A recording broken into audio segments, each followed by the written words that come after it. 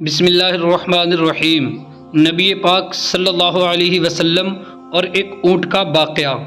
حضرت تمیم داری رضی اللہ عنہ فرماتے ہیں کہ ہم ایک بار حضور صلی اللہ علیہ وسلم کی بارگاہ اقدس میں حاضر تھے کہ ایک اونٹ بھاگتا ہوا آیا اور صلی اللہ علیہ وسلم کے سر انور کے پاس آ کر کھڑا ہو گیا، جیسے کان میں کوئی بات کہہ رہا ہو۔ آپ صلی اللہ علیہ وسلم نے فرمایا کہ اونٹ پر سکون ہو جا، اگر تو سچا ہے تو تیرا رب تجھے فائدہ دے گا، اگر تو جھوٹا ہے تو تجھے اس جھوٹ کی سزا ملے گی۔ جو ہماری پناہ میں آ جاتا ہے اللہ تعالیٰ بھی اسے امان دے دیتا ہے، اور ہمارے دامن میں بنا لینے والا کبھی نامراد نہیں ہوتا۔ ہم نے عرض کیا کہ یا رسول اللہ صلی اللہ علیہ وسلم، یہ اونٹ کیا کہتا ہے؟ آپ صلی اللہ علیہ وسلم نے فرمایا کہ اونٹ کے مالکوں نے اسے ذبح کر کے اسے کھا لینے کا ارادہ کر لیا تھا، تو یہ ان کے پاس سے بھاگ آیا ہے، تمہارے نبی صلی اللہ علیہ وسلم سے مدد مانگی ہے۔ ہم سب ابھی گفتگو میں مشغول تھے کہ اس اونٹ کے مالک بھاگتے ہوئے آئے۔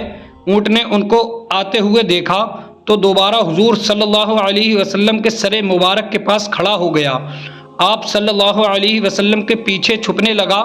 ان کے مالکوں نے عرض کیا کہ یا رسول اللہ صلی اللہ علیہ وسلم، یہ ہمارا اونٹ ہے، 3 دن سے ہمارے پاس سے بھاگا ہوا ہے اور آج یہ ہمیں آپ کی خدمت میں ملا ہے۔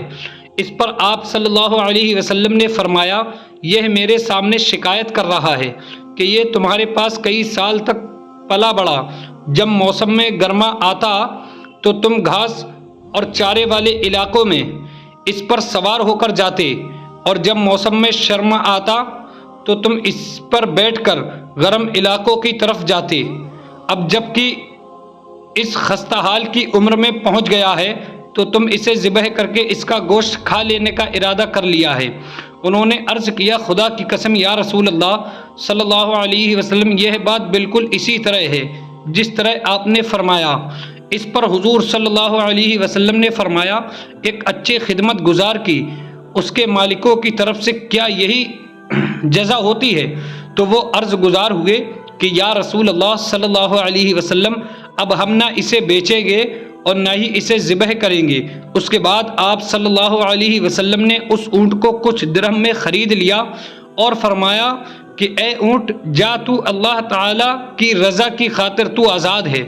اس اونٹ نے حضور صلی اللہ علیہ وسلم کے سر مبارک کے پاس اپنا منہ لے جا کر کوئی آواز دی تو آپ صلی اللہ علیہ وسلم نے فرمایا آمین۔ اس نے پھر دعا کی، آپ صلی اللہ علیہ وسلم نے پھر فرمایا آمین۔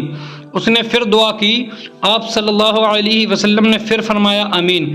اس نے جب چوتھی مرتبہ دعا کی تو آپ صلی اللہ علیہ وسلم آپ دیدہ ہو گئے، آنکھوں سے آنسو بہنے لگے۔ ہم نے عرض کیا، یا رسول اللہ صلی اللہ علیہ وسلم، یہ اونٹ کیا کہہ رہا ہے؟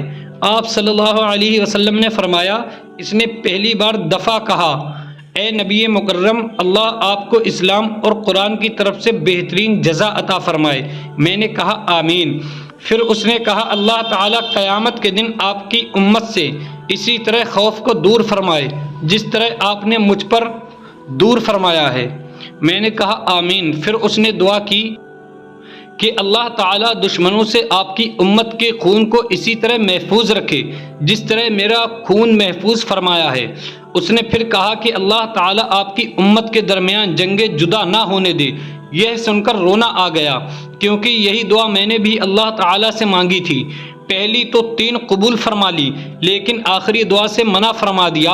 جب جبرائیل علیہ السلام نے اللہ تعالیٰ کی طرف سے مجھے خبر دی ہے کہ میری یہ امت آپس میں جنگ کر کے فنا ہوگی، جو کچھ ہونے والا ہے قلم اسے لکھ چکا ہے۔ محترم حضرت، نبی کریم صلی اللہ علیہ وسلم کی حدیث مبارک میں جو لکھا ہے آج وہ بالکل سچ نظر آ رہا ہے۔ آج کے دور پر نظر دوڑائیں جو تو دیکھتے ہیں کہ مسلمان کس طرح ایک دوسرے کے خون کے پیاسے ہیں، ایک دوسرے کو کس طرح قتل کرنے کو تیار ہیں، فرقہ پرست کے نام پر ایک دوسرے کے جان کے دشمن بنے ہوئے ہیں۔ جتنا نقصان مسلمان کا کر رہا ہے، اتنا شاید کافروں نے مسلمان کا نہیں کیا۔ ہمیں چاہیے کہ ہم اللہ تعالیٰ کی رسی کو مضبوطی سے تھام لیں، فرقہ واریت کو ختم کریں، ایک امت بن جائیں اور آپس کی نفرتوں کو ختم کر دیں۔ مسلمان کا بھائی ہے، آپس میں پیار اور محبت سے رہیں۔ اللہ تعالیٰ ہم سب کو سمجھنے اور نیک بننے کی توفیق عطا